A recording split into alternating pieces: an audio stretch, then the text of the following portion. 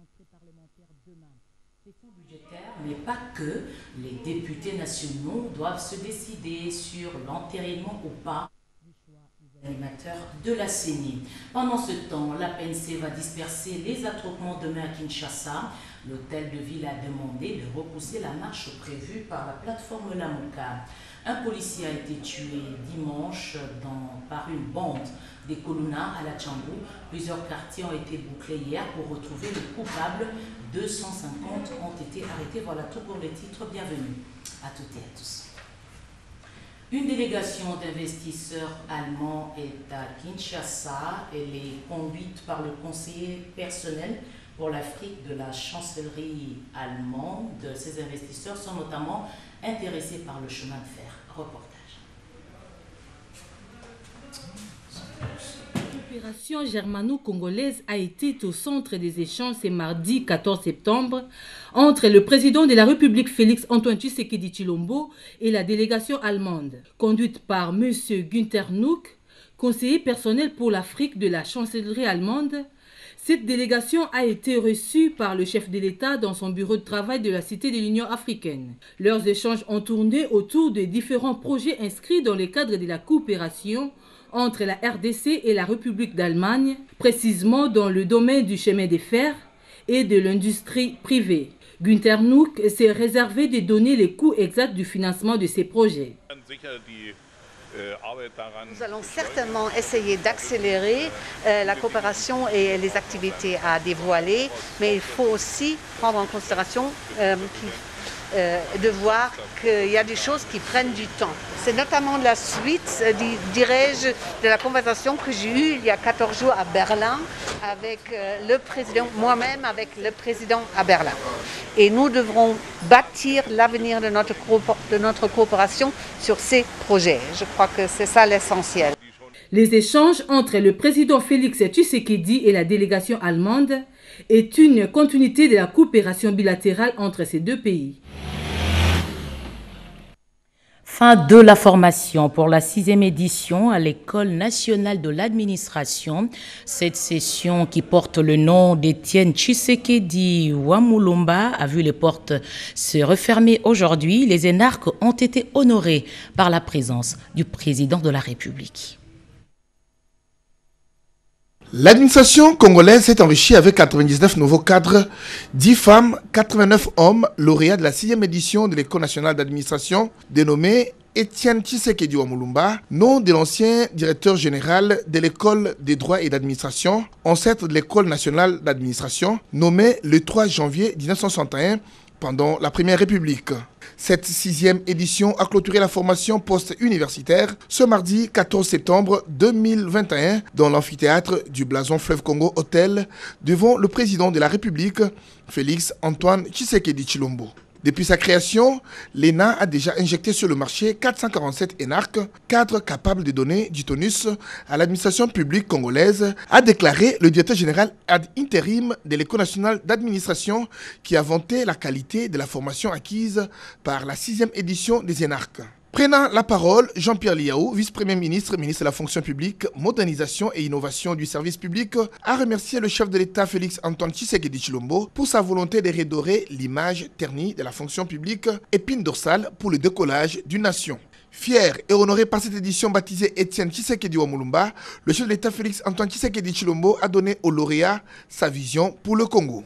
Je compte faire de l'administration l'un des piliers majeurs de notre État, dans le but de lui rendre sa force et de lui permettre de jouer son rôle dans la redistribution équitable des ressources. Deuxièmement, je compte rapprocher l'administration des administrés en veillant sur sa modernisation ainsi que des innovations devant concourir à une simplification rationnelle des procédures administratives à l'égard des usagers du service public. Enfin, j'entends renforcer les structures et filières assurant aussi bien la formation de base que la formation continue au profit des agents et cadres de notre administration dans le but de nous doter d'une administration rajeunie, efficace placée au centre du développement socio-économique du pays et répondant aux enjeux de l'heure ainsi qu'à la vocation légitime de la République démocratique du Congo à redevenir une puissance au cœur de notre continent.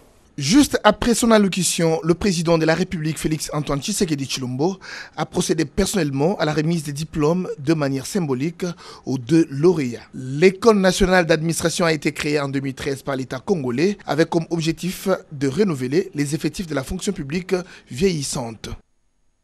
Le programme DDRCS qui récupère les rendus, les ex-rebelles pour une réinsertion sociale, le coordonnateur de ce programme a été reçu par le chef de l'État.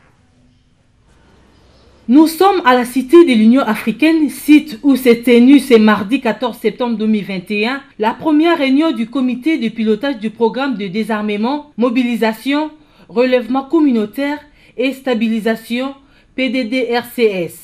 Présidée par le chef de l'État Félix Antoine Tshisekedi Tshilombo, la coordination nationale du PDDRCS est venue faire rapport au commandant suprême de l'état de lieu de cette structure, présenter des grands travaux déjà réalisés, mais aussi permettre au président de lancer officiellement les programmes pour le démarrage des activités.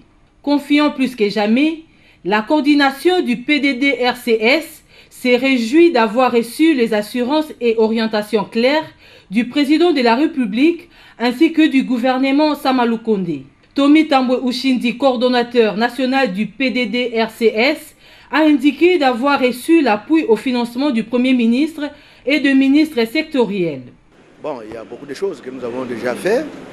Premièrement, nous sommes en train d'élaborer les outils de gestion. Nous avons déjà préparé le cadre ou les termes de référence pour les missions qui vont nous aider à collecter les données sur terrain, nous permettre de faire des consultations, de mettre en place le cadre de concertation pour la paix et appui au programme, identifier les sites et intervenir en faveur du rendu, mobiliser, donner le message clair à travers nos canaux de communication. Nous sommes déjà dans le bain en quittant ici. C'est pour vraiment nous plonger dans le travail. Présidé par le chef de l'État, le comité de pilotage est composé du Premier ministre en qualité du vice-président, quelques ministères liés au programme de cette structure, notamment le ministère de l'Intérieur, de la Justice, des Droits humains et autres, mais aussi les experts. Ont pris part à cette réunion le Premier ministre Jean-Michel Sama Lukonde Kyenge, le directeur de cabinet adjoint du chef de l'État chargé du progrès social Olivier Mondongue, quelques membres du gouvernement, des officiers généraux des forces armées de la République démocratique du Congo et de la police nationale congolaise, ainsi que des hauts responsables de services spécialisés de sécurité. Plus de 12 000 candidats sont alignés à l'examen national de fin d'études professionnelles pour la création de la classe moyenne. Le gouvernement Sama cible la formation professionnelle. Le chef du gouvernement a prononcé des mots d'encouragement à Litinjili. Pati Tondwango Kizunda, bienvenue le Sala. Une première à l'Institut technique industriel d'Indjili, l'ambiance des fêtes. Fanfares, tambours et musique classique sont au rendez-vous. L'événement, c'est le lancement de la première édition de l'examen national des fins d'études professionnelles et métiers baptisé Félix-Antoine Tshisekedi Tshilombo. Le gouvernement attend ainsi faire de la formation professionnelle un des secteurs qui permettra à la République démocratique du Congo de booster son développement et c'est là par la création d'une classe moyenne. Il compte donc sur les 12 600 candidats de cette première édition répartis dans 24 filières, entre autres la maçonnerie et la menuiserie sur toute l'étendue de la République démocratique du Congo. La présence du Premier ministre montre l'importance que le gouvernement accorde à ces secteurs. Un motif de satisfaction pour Jean-Michel Sama Lukonde Kyenge d'encourager les lauréats en lice. Selon les chefs de l'exécutif national, la République démocratique du Congo a besoin de ses fils et filles pour tenir debout, mais surtout des Congolais formés et utiles pour la société.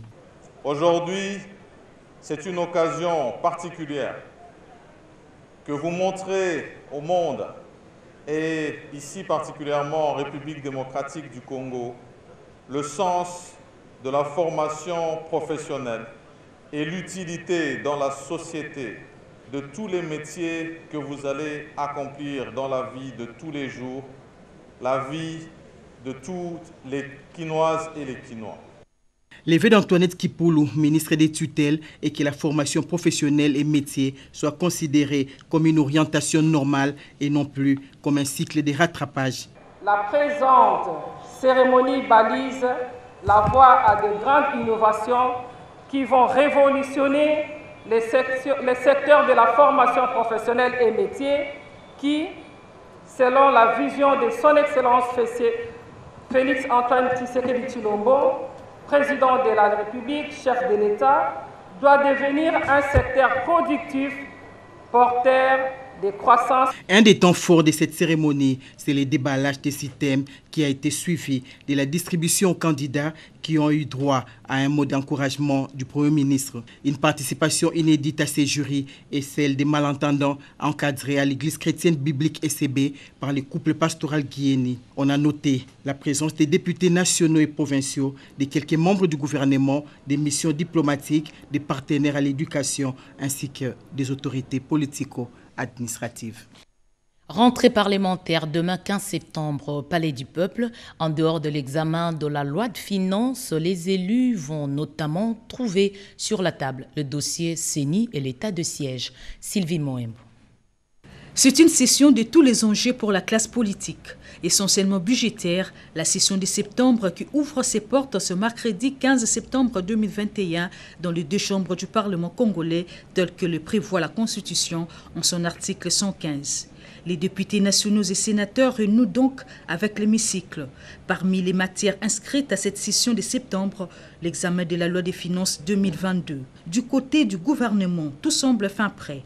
Allusion faite ici à la dernière retraite des directions et services du ministère d'État en charge du budget et celui des finances organisé à Safari Beach. Les dépôts de ces projets de budget n'est qu'une affaire des jours. L'examen de cette loi des finances sera précédé par des plénières sur la reddition des comptes, exercice budgétaire 2021.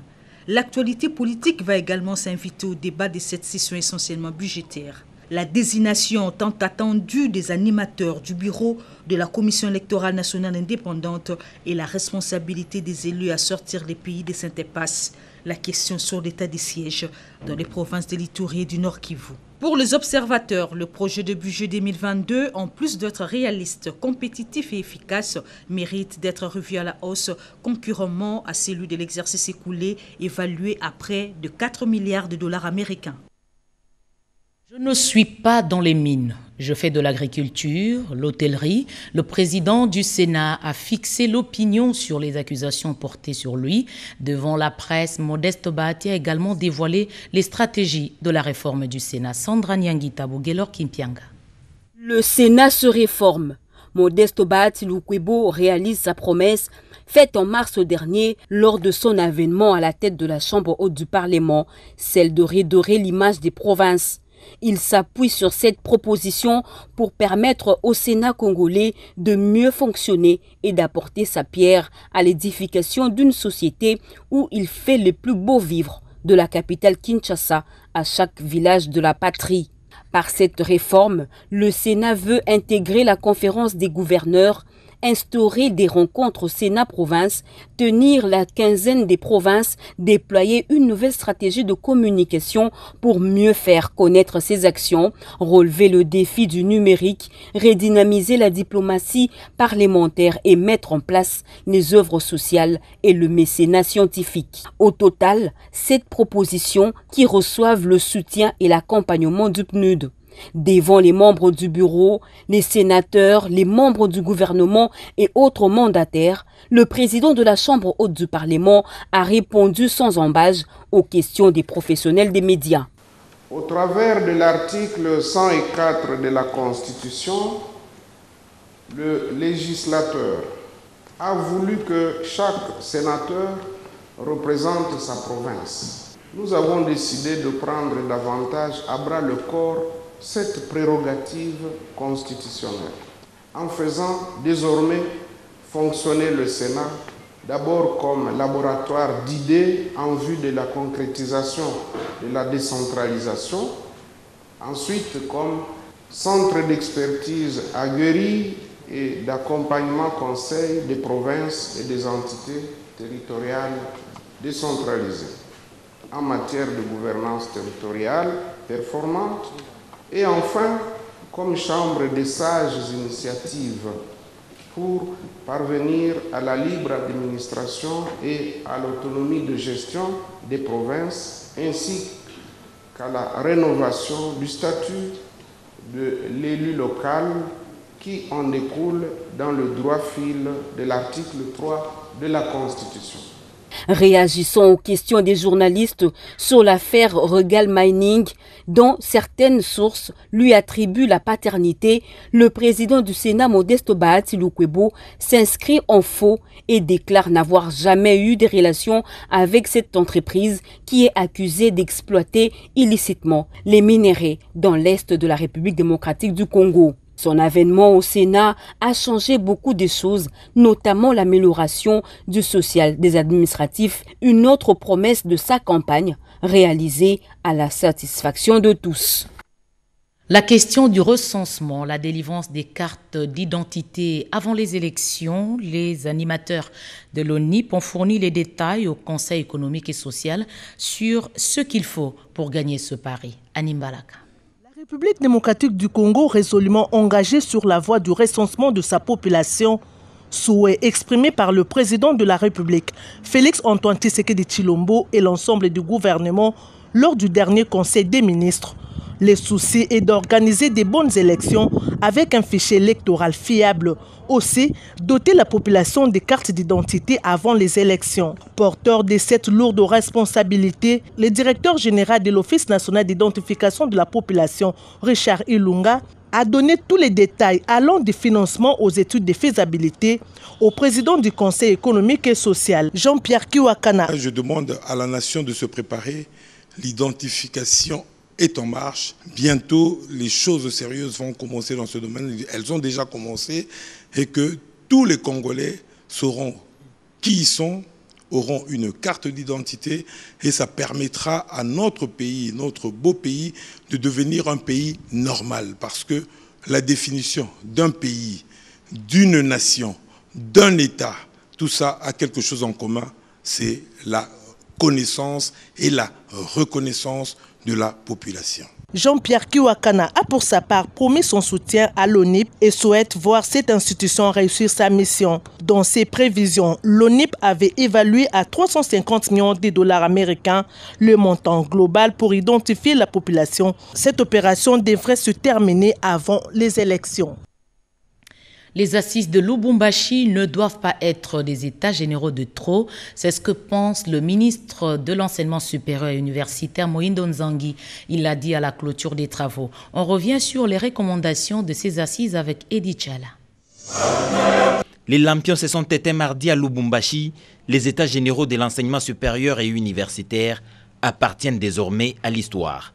Ils auront eu le mérite de donner à la République démocratique du Congo l'université qu'il lui faut, du moins sur le papier. Le rapport final, dont la présentation a été faite par le professeur Antoine Timpi, a été remis au ministre de l'Enseignement supérieur et universitaire, Mohindo Nzangi, qui n'aura raté aucun moment fort de ses assises. Pendant 5 jours, toutes les sommités scientifiques se sont penchées sur ce vivier d'élite qu'est l'université pour un diagnostic sans complaisance et proposer une thérapeutique adéquate. Et parmi les urgences, il y a la généralisation dès l'année académique 2021-2022 du système licence-master-doctorat LMD qui émerge d'une batterie de 329 recommandations issues de ces états généraux. Nous prenons acte de ces résolutions et le président de la République qui a suivi ces assises ici, qui a eu les rapports tous les jours de ce qui s'est passé ici, il nous a demandé que ça ne soit pas des assises de trop, que les recommandations qui viendront d'ici soient des recommandations qui nous aident à rétablir un enseignement de qualité.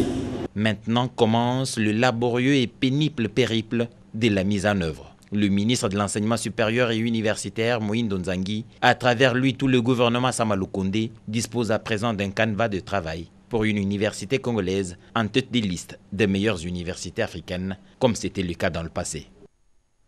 Caire vient d'abriter les travaux du Forum sur la coopération internationale. Les participants à ces assises ont été renseignés sur les opportunités d'investissement en République démocratique du Congo. La RDC, le gouvernement congolais, s'est fait représenter à ces travaux par le vice-ministre du Plan, Crispin Mbadou. Peggy Mukunda, reportage.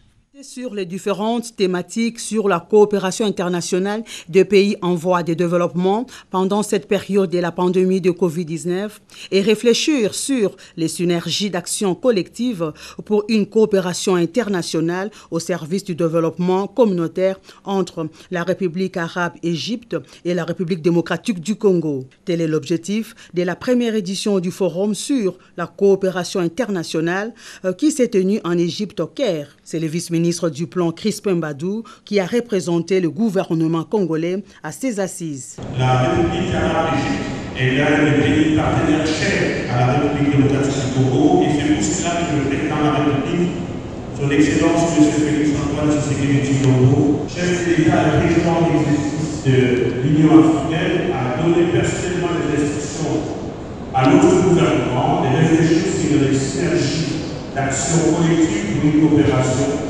internationale et spécifique au service du développement entre nos deux pays. Ceci constitue pour l'Afrique les enjeux de la sécurité alimentaire et les perspectives de l'évaluation du système alimentaire à l'ère des numériques.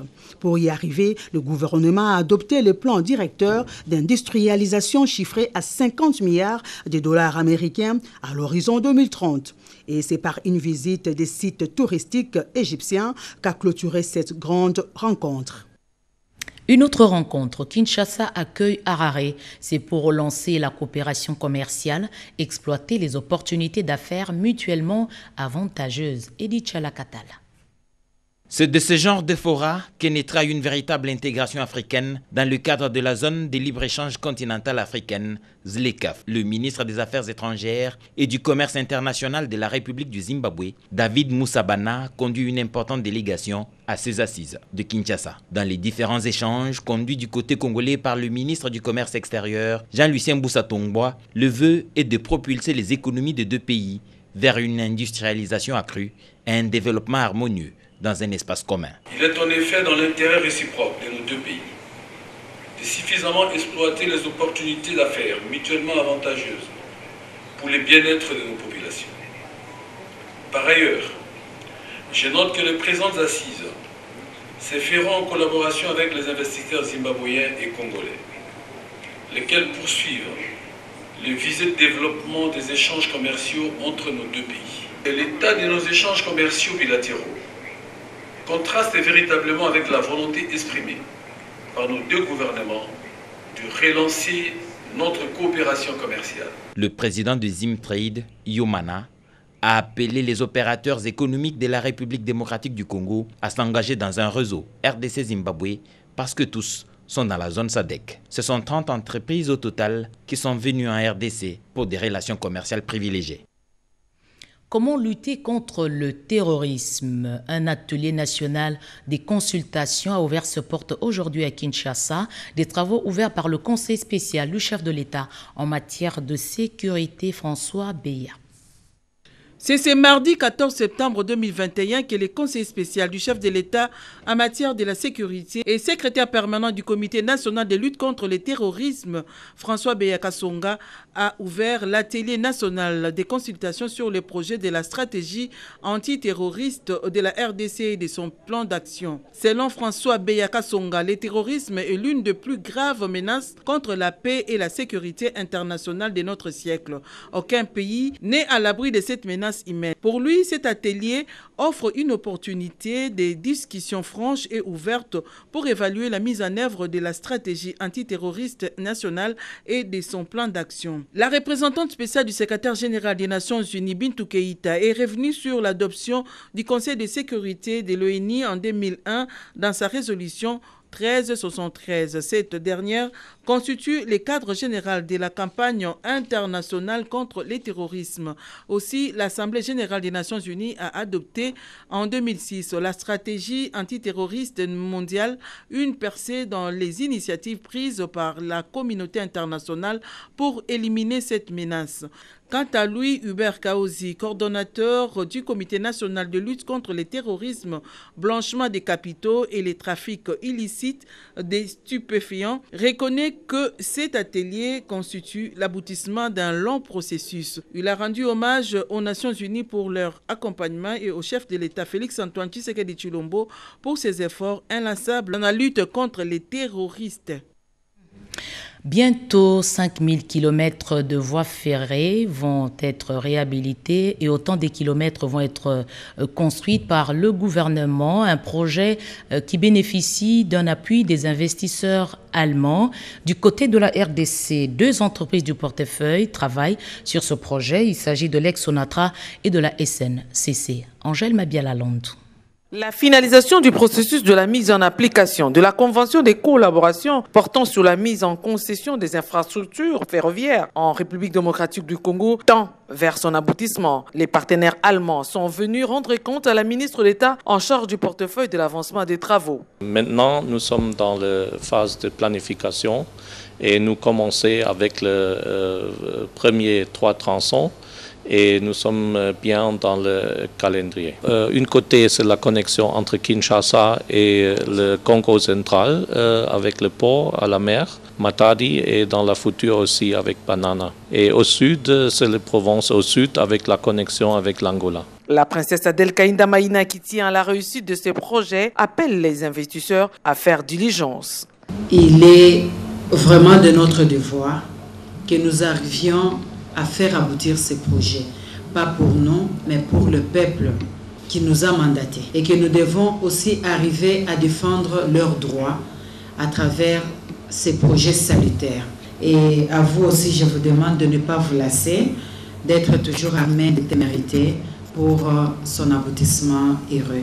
Dans le tout prochain jour, la ministre d'État, en charge du portefeuille, et le ministre des Transports vont signer un arrêté interministériel qui va certainement déboucher sur un comité de suivi pour la mise en œuvre de ce grand projet. Un réseau africain pour l'amélioration du rendement des administrations publiques. Une rencontre est prévue à la fin de ce mois en Afrique du Sud. Les travaux préliminaires se sont tenus à Kinshasa. Nadine Kilocho pour des précisions.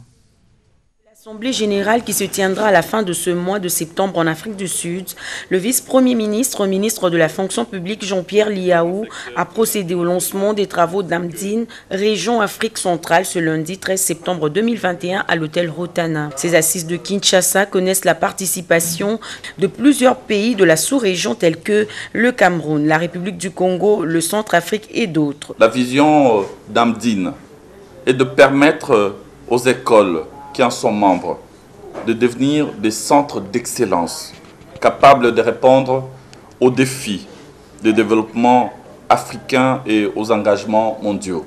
La République démocratique du Congo soutient activement les actions de cet important réseau africain. Pour les participants, cette structure favorise la mise en place des passerelles, des collaborations dans la formation des futurs cadres de l'administration publique.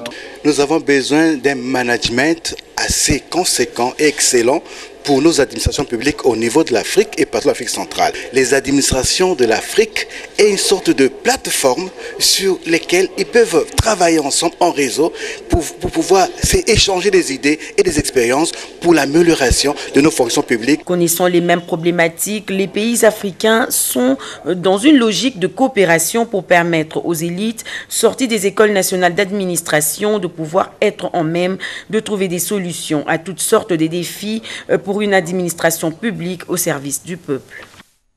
L'heure est tombée du récent séjour du chef de l'État en Allemagne. La délégation des investisseurs que le président de la République a reçue a également eu des échanges avec le ministre des Finances, question d'harmoniser les vues pour un partenariat privilégié. La République fédérale d'Allemagne s'engage à renforcer la coopération économique avec la République démocratique du Congo. C'est dans ce cadre que le ministre des Finances, Nicolas Kazadi, a échangé avec Gunther Nucke, représentant personnel de la chancelière allemande en charge de l'Afrique. Les deux personnalités ont examiné le partenariat qui lie les deux États pour y apporter les améliorations visant le développement. Accompagné de l'ambassadeur allemand en RDC, le docteur Schnackenberg, le représentant personnel de la chancelière allemande, Angela Merkel, s'est dit satisfait de la qualité des échanges qu'ils ont eue avec le patron des finances congolaises. Cette visite du conseiller spécial de la chancelière Angela Merkel ici à Kinshasa est classée dans le suivi de la visite du président à Berlin le 27 août, où il s'agissait maintenant de réorienter notre coopération économique intergouvernementale, mais aussi de discuter comment améliorer les conditions d'investissement pour l'industrie allemande. Et je suis convaincu qu'avec le ministre, nous avons un partenaire qui est ouvert aux problèmes des entreprises déjà présentes dans le pays, mais aussi qui est très engagé à améliorer les conditions pour de nouvelles entreprises de l'Allemagne. Il s'agit très concrètement de faire de l'Allemagne un partenaire politique et économique afin d'accompagner le grand projet structurant de la République démocratique du Congo. Le défi continental que représente INGA a été également évoqué, celui du transport ainsi que le besoin de renforcer les capacités de la jeunesse congolaise. Les comptables publics à l'école, ils apprennent des notions de base des gestions budgétaires à la nouvelle comptabilité publique. Ce séminaire a ouvert ses portes aujourd'hui de manière simultanée à Kinshasa, à Lubumbashi et à Bukavu. Riki Nzuzilo, reportage.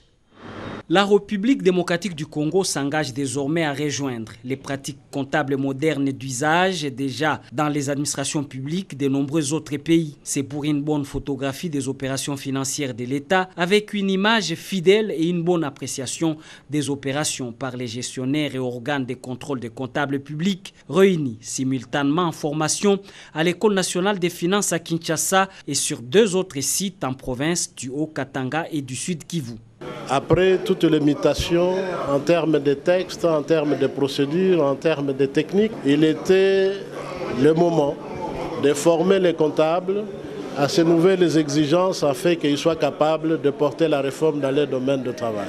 Les apprenants seront plus éclairés. Les comptables doivent être informés sur ses devoirs et sur ses droits.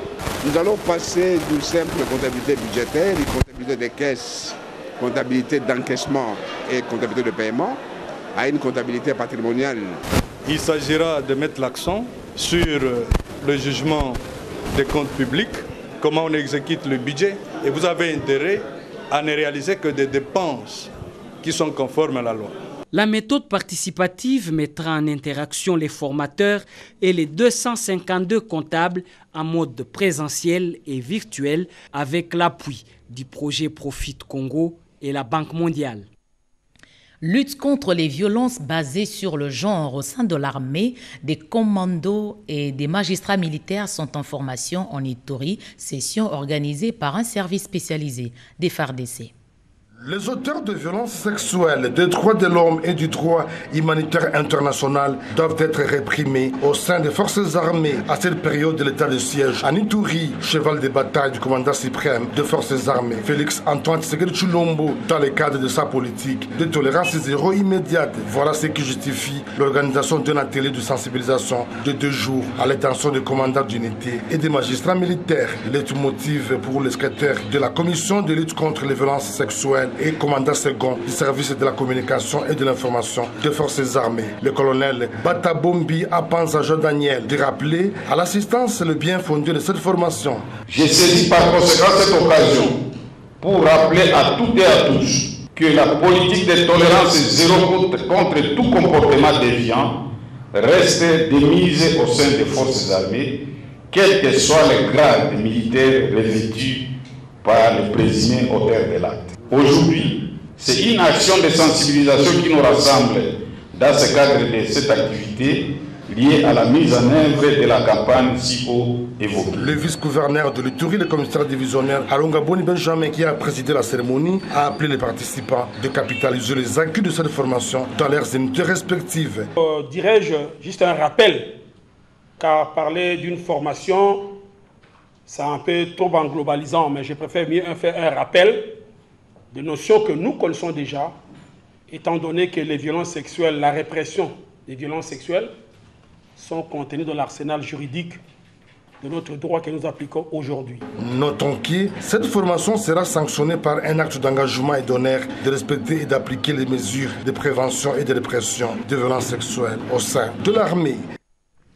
Bouclage de plusieurs quartiers à la Tchango, à Kinshasa. 250 suspects ont été arrêtés.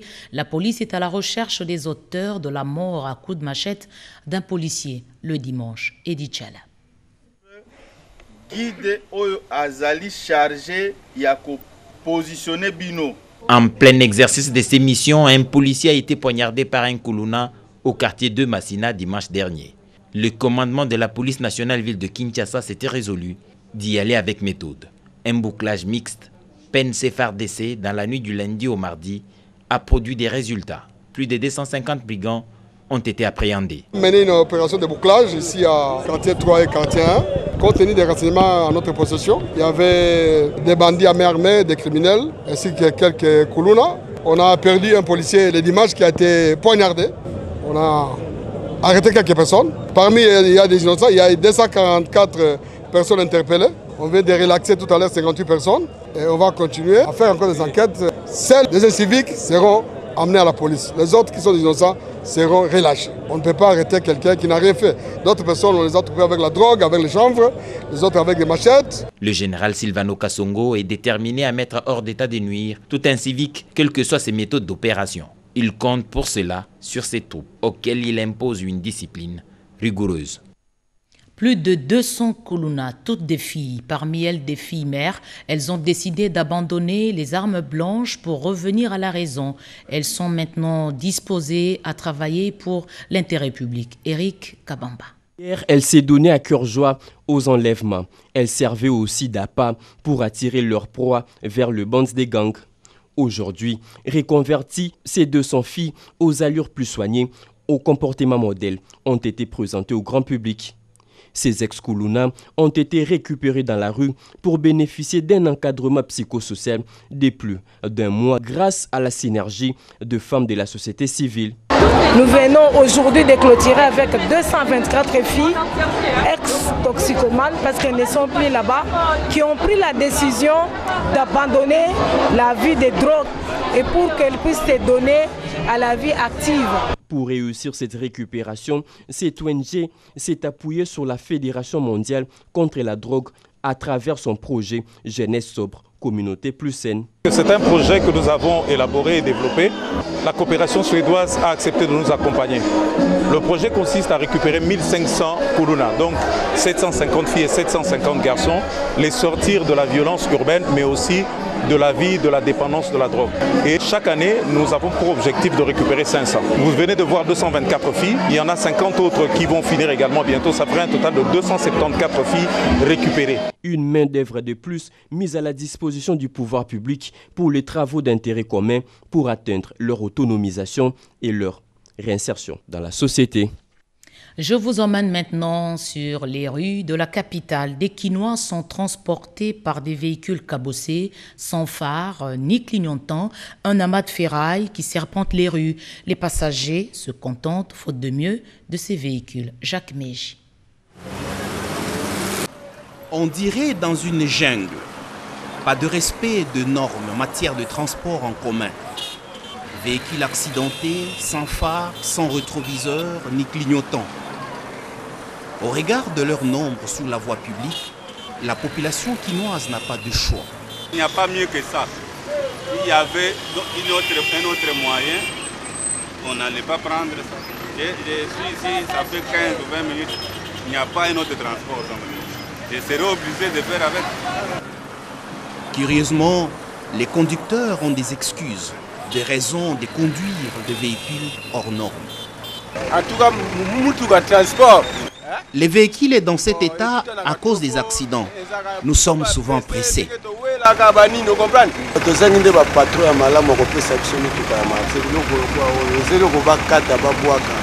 En tout cas, je cherche un autre patron pour avoir un bon véhicule. La police des circulations routières s'est dit être dans la phase de sensibilisation. C'est important pour un véhicule qui roule sur la voie publique. Donc si vous n'avez pas le feu stop arrière, c'est très dangereux. Sa conséquence est tout à fait grave.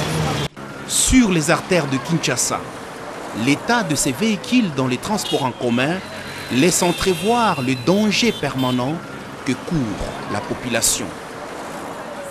Aujourd'hui, l'Afrique célèbre la journée du droit d'auteur. Le gouvernement congolais veut libéraliser ce secteur. La ministre de la Culture l'a dit dans son message. J'informe l'opinion publique africaine et congolaise que le ministère de la Culture, Arts et Patrimoine travaille sur un programme national multisectoriel de réformes culturelles, structurelles et juridiques en vue de libéraliser les secteurs des perceptions de gestion des droits d'auteur et des droits voisins.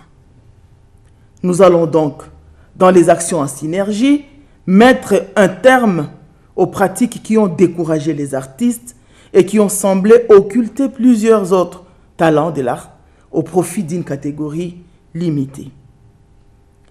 Dans la dynamique gagnant-gagnant de l'industrie culturelle que la République démocratique du Congo veut promouvoir, les artistes vont amener de l'argent dans les caisses de l'État et vont améliorer leurs conditions de vie et sont appelés à créer une caisse de péréquation pour leur bien-être social. Les services appropriés de mon ministère vont déclencher les processus de conception et d'étude des textes dans la conformité avec les instruments juridiques nationaux et internationaux ratifiés par notre pays. Et étant des opérateurs culturels et économiques, ils sont voués à une dignité de leurs droits et à la protection de leurs œuvres. Que vive la République démocratique du Congo, que vive la Journée internationale des droits d'auteur et des gestions collectives. Je vous remercie. Il a encore écrit. Le professeur Henri Mova Sakani a rédigé 5 ouvrages. Ces livres ont été baptisés hier. Jacques Mokaleng Makal. Le scientifique s'enrichit de 5 ouvrages du professeur Henri Mova Sakani. Le vernissage de cette belle moisson a eu lieu lundi 13 septembre 2021 en la salle Showbuzz à Kinshasa devant un auditoire constitué de l'élite, de jeunes universitaires et la communauté étudiante.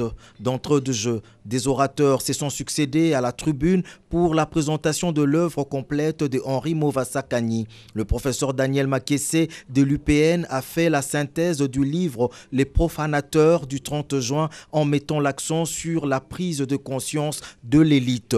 À son tour, le docteur Félix Momat a décortiqué le second livre Le système international à l'épreuve du Covid-19. Dans la foulée, le professeur Évariste Bouchab, dans une approche globalisante, a épulché l'ouvrage Congo, survie et grandeur. Le 4e professeur, qui a aussi porté la voix des scientifiques, c'est l'ancien recteur de l'UNIKIN, Labana, par son analyse du traité des géopolitiques, tome 1. Et enfin, la dernière intervention a été celle du professeur Daniel Makese sur le tome 2. Le clou de la manifestation a été le baptême de ce produit intellectuel à provision tour à tour par le professeur Némi Milania, Monsieur Séraphin Ngouège, Madame Munga Messozi et le professeur Kamana de l'UNIKIN. Ainsi, le professeur Henri Mova vient d'apporter sa contribution scientifique à la recherche en RDC. Des têtes d'érosion continuent à menacer le quartier Zamba Telecom. C'est dans la commune de Mongafula. Plusieurs maisons ont été emportées. Toutes les artères sont presque impraticables. Regardez ce reportage d'Odilon Kayuma. Totalement isolé du reste de Kinshasa, toutes les voies de communication qui les lient à d'autres municipalités sont en état de délabrement. Pour se déplacer, la population de ce coin de la capitale recourt à un seul moyen de transport, la moto-taxi. Il y a beaucoup de gens qui habitent ici, qui travaillent en ville. La route est impraticable, même pour nous qui sommes pasteurs de Dieu. Quand nous allons pour l'évangélisation ou visiter les pauvres, c'est tout un problème. La route est sablonneuse et les voitures ne cessent vraiment de s'embourber. Alors, si l'État pouvait nous aider, bientôt il va pleuvoir.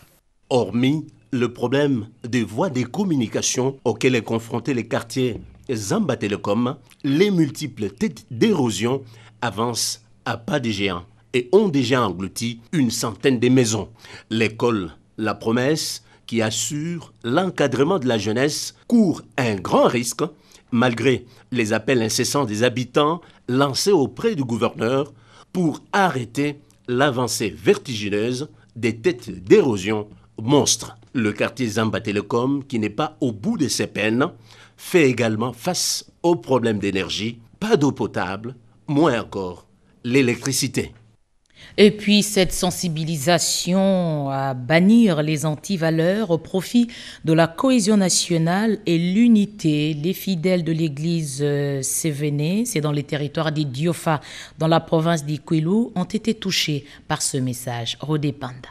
La population du territoire d'Idiofa et les fidèles de l'église Sénévé dans la province du Kwilu ont intérêt de soutenir la vision et les actions du chef de l'État Félix Antoine Tshisekedi Tshilombo, traduites non seulement par la gratuité de l'enseignement et l'état de droit, mais aussi pour l'état de siège dans l'est du pays dont les retombées profitent à toute la population congolaise dans son ensemble. En bon berger, Thierry, Noël et Tana et locaux, évêque général et représentant légal de l'église Sénévé, a sensibilisé au culte de dimanche 12 septembre dernier au chef-lieu du secteur de Kalanganda, à 60 km de la cité d'Idiofa. Ce troupeau et tous les fils et fils d'Ikwilu a accompagné les premiers citoyens du pays dans sa vision. Il a remercié aussi les chefs de l'État pour l'harmonisation des relations avec le peuple de Dieu d'Israël. C'était en présence des autorités locales, le chef de secteur, les membres du comité de sécurité représentant le gouverneur de province et toute la population. Selon l'évêque Thierry Noël Etana, la population d'Idiofa ne peut pas choisir les camps de l'opposition, car l'histoire renseigne que l'opposition à Idiofa n'a jamais été profitable, si ce n'est que entraîner de troubles, de morts et la pauvreté depuis les rébellions de Kassongo et Moulélé. Politique pour terminer, les alliés de l'UDPS sous la conduite de Laurent Batumona ont eu des entretiens avec la population. C'était au camp Luka, ici à Kinshasa, question de les sensibiliser contre le tribalisme. Camp Luka, désormais pour Fachi. Ce dimanche 12 septembre 2021 a été déterminant pour la population de ce quartier enclavé de la commune de Ngaliema qui a fait un choix judicieux, celui de soutenir la vision politique du chef de l'État, Félix Antoine Tshisekedi Tshilombo, par une adhésion massive.